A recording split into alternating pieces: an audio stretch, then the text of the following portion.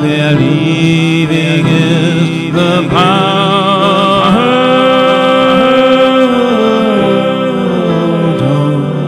Don't you know?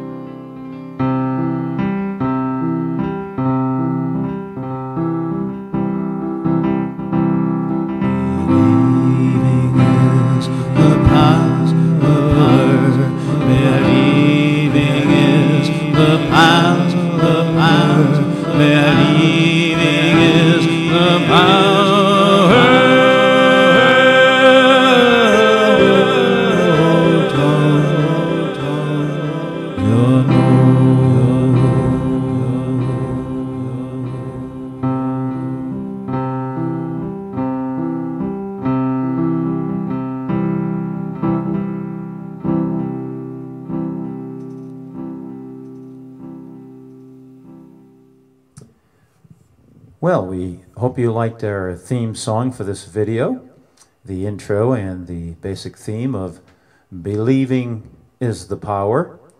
Believing is the power. So, welcome. Welcome to the 7 must-haves to singing superstardom, and subtitled Singing on the Right Side of the Brain, which is our trademarked right brain singing, RBS. And I'd like to start off with something that comes to mind, since we're going to talk about singing on the right side of the brain. And it's actually something I came across recently, and it's not even about a singer per se, but it is about a famous musician, actually a world-class famous musician, by the name of Yanni. And we're talking about the world-famous pianist, and the Greek Yanni with the flowing hair and the flowing fingers, by all means. And, you know, you'd have to admit that even if the type of music that Yanni played was not even your genre or music that you like and enjoy, by all means you could not listen to any amount of this individual play without realizing that he has a great artistic genius that is just coming out and being shared with the world.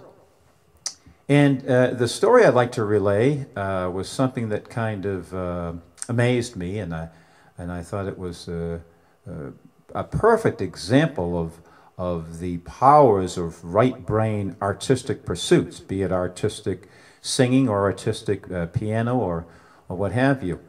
And what I read about Yanni and a little bit of his bio is when he was around 6 years old, just a little guy there, his mom and his dad, living in Greece at the time, but his mom and his dad heard him playing the piano a few times, and they kind of caught early on, which can be done, that there was maybe a real talent there. You can often sense it when it's young. And that there was a real talent there. But like all talents, even if they're that deep within and born with them, they still have to be brought out. And that's why the shame of it is that some folks might not even know they have a deep talent and think that they don't, because they might try something once or quickly or in the wrong environment and with the wrong critiquing minds around, and if not their own critiquing mind. And they sort of thwart themselves on step 1, and therefore they never take step 2, 3, and 4 because they believe they don't have the talent and they just never brought it out. But back to the Yanni story, when he was about 6 years old, they realized that there was definitely a talent in their boy. And the thing that they did that was so amazing to me and I'm sure many others, was this. They told the boy to continue with the piano, to have fun with it, to enjoy it at his own pace, but they also told him this. They told him to learn it in his own way. They told him to learn the piano in his own way. Now that just amazes me, because you can see the result, you can see the fruit, you can see the growth. And this, when I mention the right brain, it is long been known that all artistic, spatial and feel and all that things that relate to, we'll keep it just to the artistics. A lot of you might know the right brain versus the left brain. But what pertains to this video is the right brain has all the things of artistry and feel and music, and it's the side of your brain that dances and sways. And of course the left brain, left logical Larry over there, that's the side of your brain that does, mathematical and analyzing and over-critiquing, and you want to give it a little credit because it's what, gets you up in the morning and balances your checkbook and all that. But Yanni had developed his own method of playing and approached it in his own way, and we can hear the results. It's just absolutely incredible. So, great kudos to his parents for having the intuitiveness and the instinct to know that this is the road to take that will bring it out, rather than what some might have thought if they had heard that he took lessons at 6 years old. They might have thought, well, there you go. There's a guy, 6 years old, yeah, I missed my mark. Here he was at 6 and he took all those lessons, I'm sure, and the instructions and playing all those piano scales for night after night and so on, which probably would have destroyed what we know as Yanni, because his uniqueness is what makes him world famous, and he would have just been forced into a mold of genericness had he done the other, and maybe not even pursued it, because some folks do not find the joy anymore of music, and they're actually trying to force out a left brain upon a right brain pursuit. And so it creates conflict, and a lot of people will just let it go. So it reminds me, and very pertaining to this video, that just about all self-taught musicians, and whether they are pianists or, musicians of other instruments, or, as we have the focus of this video, if they are singers, just about all self-taught singers from Johnny Cash to Justin Bieber, they would have had to approach it in a right brain pursuit, because if they're learning in their own way and they're not learning scales and so forth, they're going by what seems right to them, because nobody's correcting them and critiquing them and analyzing them and more. And so they're going to intuitive and feel, and they're going to just the sway and what has that feeling of right, which is an automatic connection to the subconscious and the right side of the brain. And so looking into that, I found something that gave great substantiation to it, of what I knew anyway. And a lot of you might know it just instinctively, that this is true. And that, I read a story about Johnny Cash. And Johnny Cash, sometimes these things happen this way, but he was about 6 years old. Maybe he started singing, and his parents noticed that. It was about 12 years old that Johnny, the Man in Black, took up the guitar.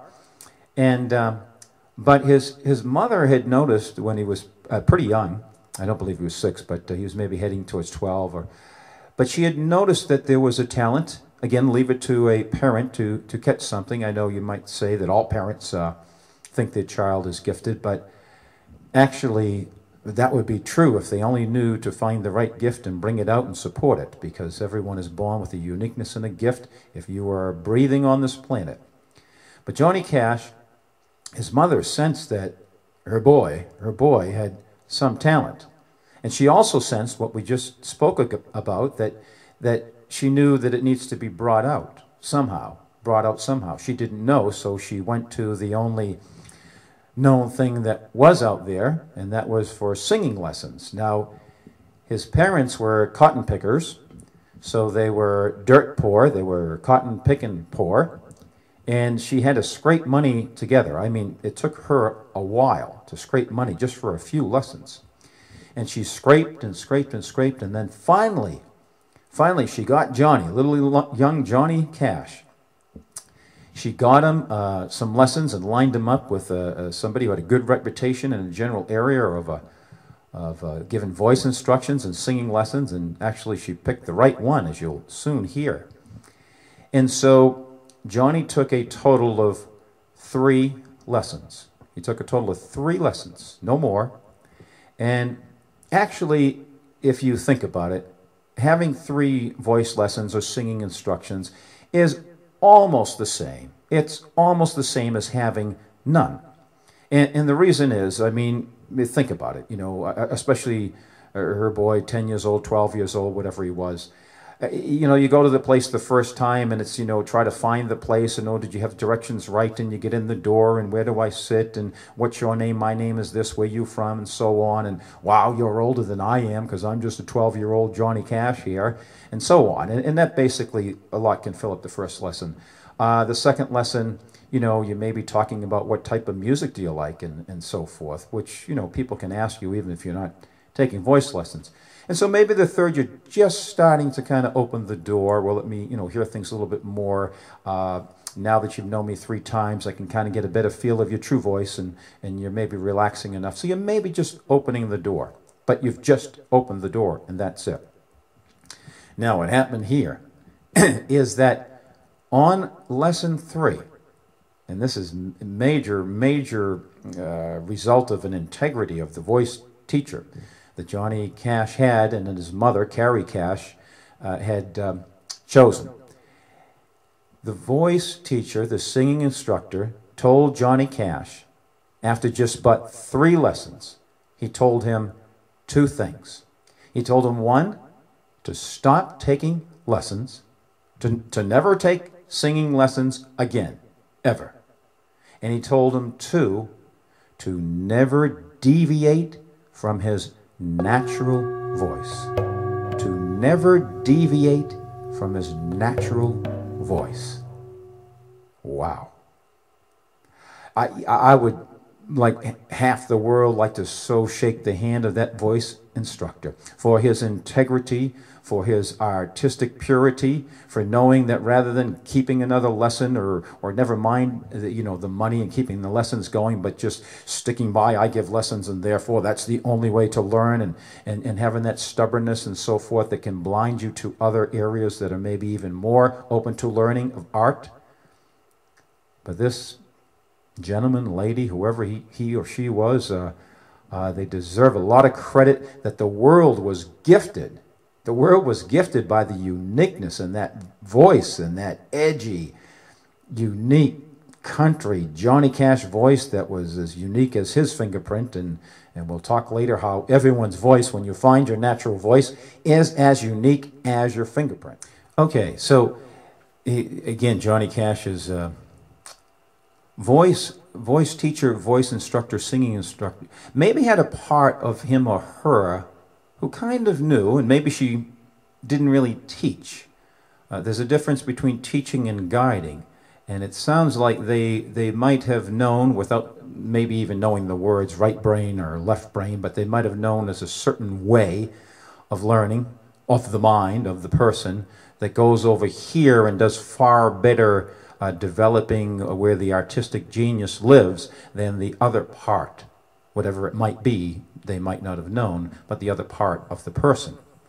And so, and perhaps even in their instruction, if you might call it that, but if you can do right brain singing or singing on the right brain guidance. You can do guidance, and sometimes we'll slip and say the word instruction or lessons, but you know, the whole thing is, it is guidance.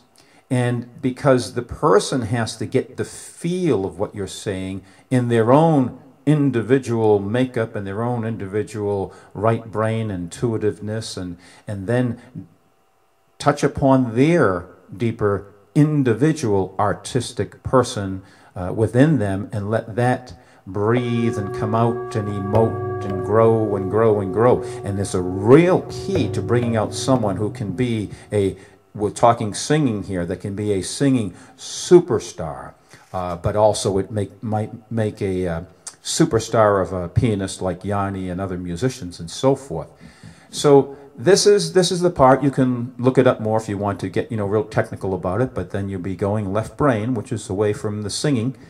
But the right brain and the left brain, like we mentioned, they're two different parts.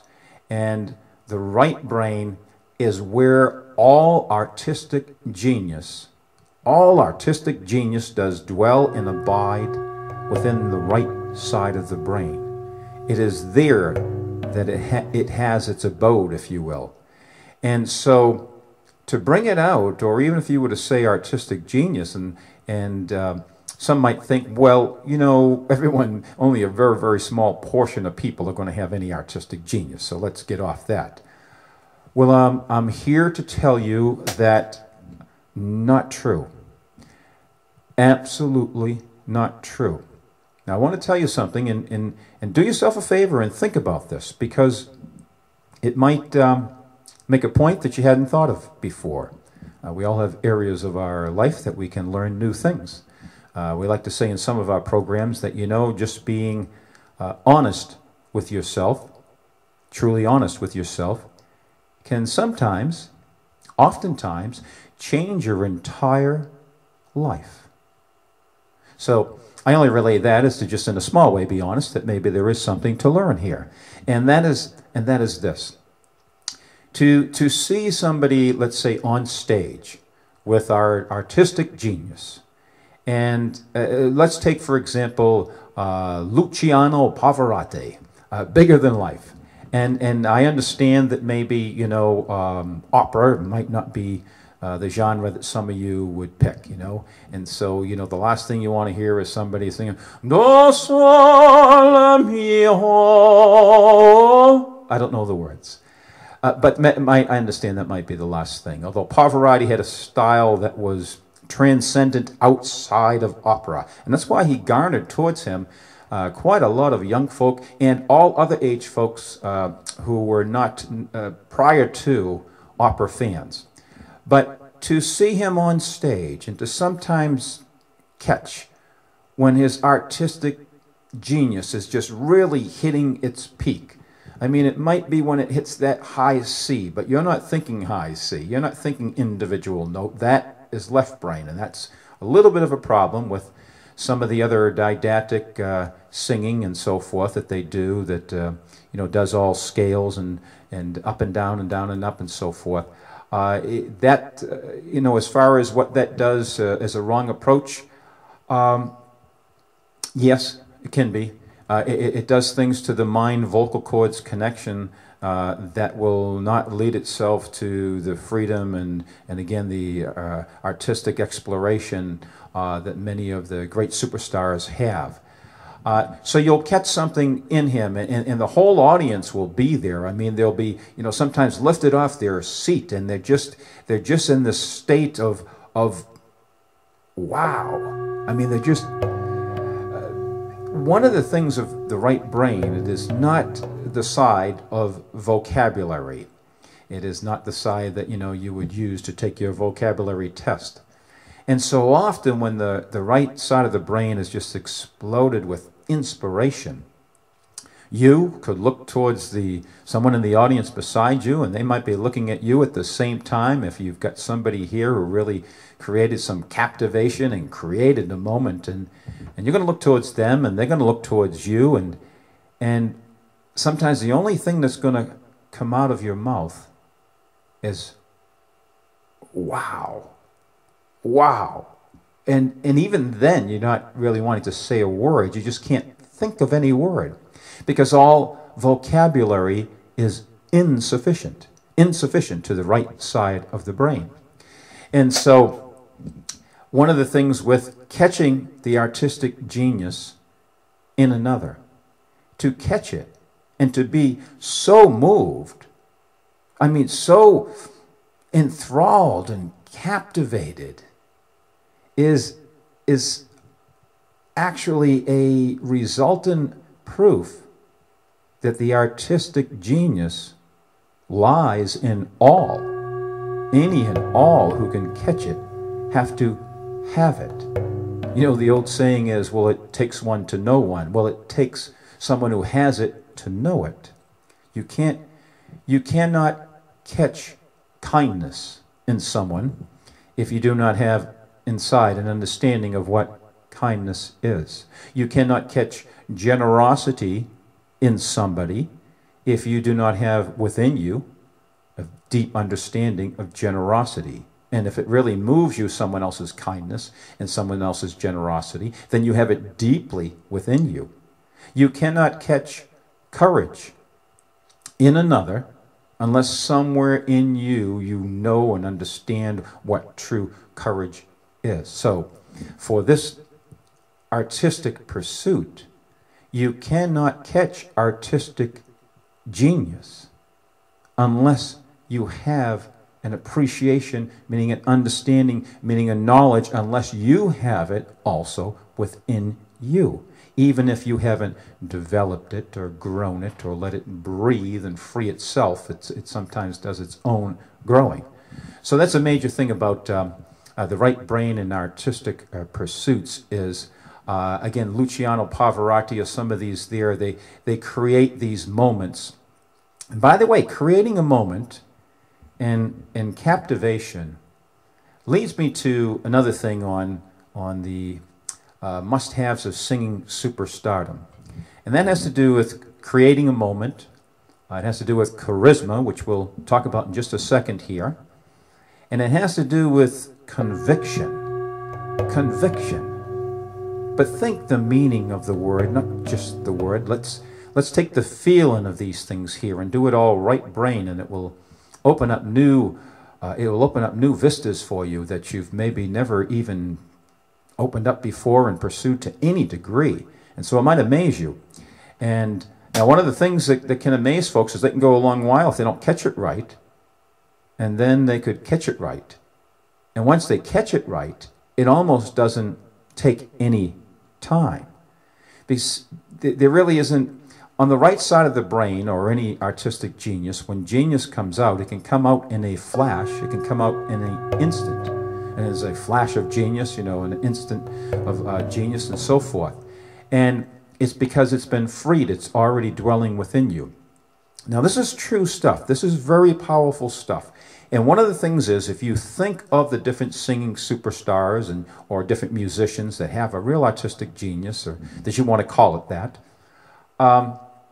when you are watching any one of their like really opened up and just pulling you in performances, a really captivating performance, right in that time will you know that all this is true. If you try to think about it here, or you're going out and you're talking about it in the debate club and everything's all left brain and so forth, you're not going to catch it. But when you're in your real person, your real heart, your real feel, your real intuitiveness, you're going to know that this is true. That artistic genius comes out. It comes out naturally, and that's why you can see some, you might catch it in somebody at a very young age, and if it's just freed a little bit, you might see somebody at, you know, in their mid-teens or something that's already there. I mean, they've already got it. And you wonder how. And it's because they found a way that once they cracked the way to let it open up on its own, it has its own knowledge already there and understanding it's already there. So one of the things with creating a moment or an instant is when you're singing, you've got to pick a song that either right from the beginning, or later you can develop the feel of it. You've got to pick a song that you believe. I mean that I'm talking about you believe it, baby. Can you dig it? You've got to get something that when you're singing it, whatever the song might be, that you're feeling that song. If it's about someone else, it's about your mother or your father or your sister or your brother or you yourself, and darn it, you know, this emotion is going to come out because this is real. This is authentic. The audience, which means any of us, it seems like we were all born with an authentic detector inside, in place, from day one till our last day, and that everybody, even those who know nothing of music, you know, the ones that say they couldn't carry a tune in a bucket, but they could. They haven't been allowed to, and maybe they don't allow themselves. But they still have this completely in them, as we all do, an authentic detector. And that's a detector where if somebody's singing in front of somebody and you've maybe never even known them before, it's your first time ever meeting them. And somehow you can still tell whether they're singing or speaking in their natural voice. You can catch it. You can catch it. And it's something that's innate in us, and that we align right away, and we attune right away. And so, I mean, it's kind of in the aspect that many of us have what some call a BS detector. I think it's the same detector, by the way, but sometimes we're talking about in the music field. And that is that you could meet somebody, and maybe you hadn't met them. Oh, there's some that are really good at it, and you can tell when somebody is lying to you, and they're giving you a whole line of BS, thank you. And it might be in all different things. You might even catch something, even if they're talking very strong in their voice, but you catch something, you don't catch it on the surface, down deep you catch it, and that's why you just say, I got a feeling this person, you know, or something's telling me this person is just full of it. We have that detector down in there. But also, see, you're aligning to what they're giving out. And when it's not true, you're feeling not true. That's why sometimes the audience will cringe. I mean, if someone else is doing it, what do they care? But your empathy, your empathetic, all of your empathetic being gets attuned with them. And when they're not in their natural, even though they're different than you, authenticness, you can feel that something's being unnatural, and something's being BS, and something's being unauthentic. And if it's really bad, you feel like you're doing it because you're attuned with them now, and you're cringing in your seat. Now, the wonderful reverse of that is this. The wonderful reverse of that is if somebody's in their natural voice, and they're singing something so real, so present, which is a major attribute of becoming a singing superstardom. This is a major secret alert here. If they are present, and I mean if they are right there in the crackle of the moment, right there on the same plane as you, and they're being authentic and creating a moment because they're meaning what they say, and they're saying in their authentic, unique, natural voice that each of us wants to hear another in their voice. And they've created that moment, and they're right in the present. And the audience, anyone in the audience picks somebody, might have just come in they never met before. They're so different, they don't know anything about this individual, and vice versa. But for that instant, in creating a moment, being in the present, they are both sharing this same plane, both emotionally and more. It's always more. They're sharing that same instant. That is creating a moment. And you're talking about an audience that is then captivated. They are truly captivated. And I'll tell you this, even a little more of a secret. To captivate an audience sharing that moment, it must be and has to be that you, the singer, sharing it with them, are also found to be captivated too. You came to this instant and let it unfold in the emotion with realness and a trueness to your voice and your heart. And it came to a crescendo. This is the creating a moment, a crescendo that you didn't even know was going to be there, because you let the emotion come from the inside out. Now that's something to underline in your mind there. This is something that people can hear the words. But another key, major key to singing Superstardom is to truly let the emotion come from the inside out. You can't fake it and hear the words and then your mind said, oh yeah, this part, and then just jump into what seems like the emotion for it and the tone for it, and then you don't jump into the emotion. You let it come from the inside out.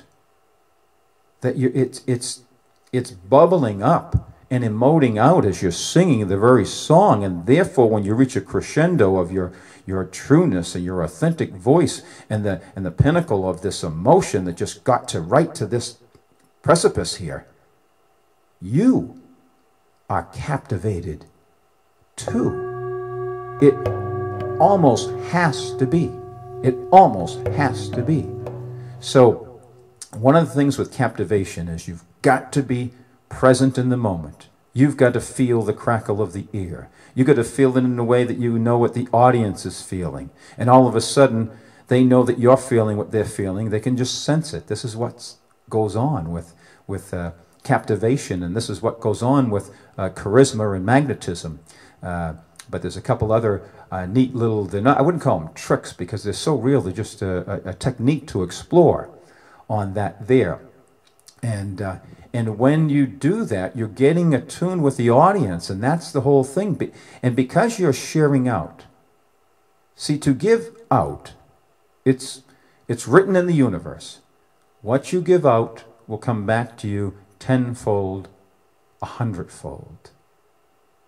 Think of sharing out, and tenfold, 100-fold, 1,000, 10,000 in the audience. But what you gave out comes back to you. And that captivation, and that joy, and that applause and whatever, because they knew you shared with them. You weren't doing you were sharing for something. Even if it's a sentiment that you thought related to you, but you're doing it in a way that, another major key here, you're doing it in a way that it's being shared with them. It's not about you.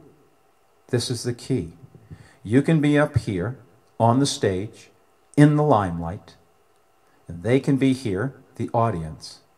And when you finally get this beyond the words, but in your heart, that any and all times you're sharing music and performing and singing, it's about them, the audience. You being there is about them. It's not about you. And if you knew that and got away from it, or if you didn't know it and you want to really learn it, then do what I do often, is go even to some of these elderly homes and go to the vets and so forth, and go to those places where hopefully you just automatically and deeply have to know that it's about them. It's not about you. And you're there to share things with them to help touch their heart, to help lift their spirit, and to help bring them to a different plane for that time, so that you might have a time, truly have a time together. You're attuned with them, so they come up with you, and they're attuned with you, and so you both come up and you're both captivated. And so it's about giving out. It's not about taking in. Give out, don't suck in, and no pun intended, but it just came to mind. Give out, and do that.